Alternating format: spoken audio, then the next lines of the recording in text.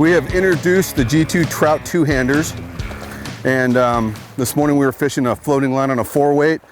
We're actually going to try to catch a fish. So what I've done is I've switched out to a 12-foot 5, a 400 grain Skagit, and 9 feet of T8, and a tungsten weighted. It's small, but it's a really heavy bugger to try to get a fish. We're, late July.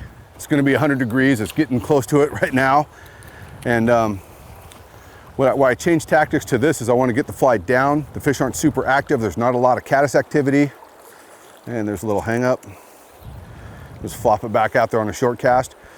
Not a lot of caddis activity, not a lot of super happy fish. So I'm going to try to get down and see if I can find a player.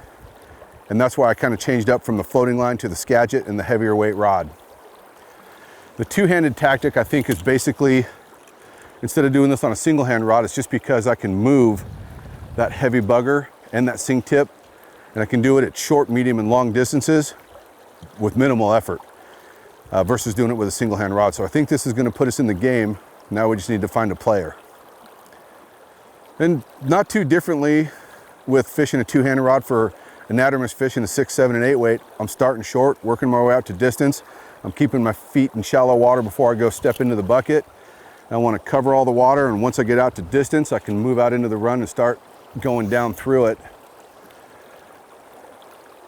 And she comes tight. I'm going to throw a little downstream mend, and that makes the fly move and lift. Hopefully that'll bug the fish enough to eat it. Stretch out a little bit more line. So now we're getting out to a little bit more distance, and we're starting to move down into the run. Maybe the flies, yeah, that's in the game where the fish should be. And as you're steelhead fishing with a 6, 7, 8 weight rod, this isn't really all that much different. That's probably one of the cool things about Trout Spey too, is it'll keep you sharp in the off season, keep the casting going. And then it should be a seamless transition from trout to salmon and steelhead.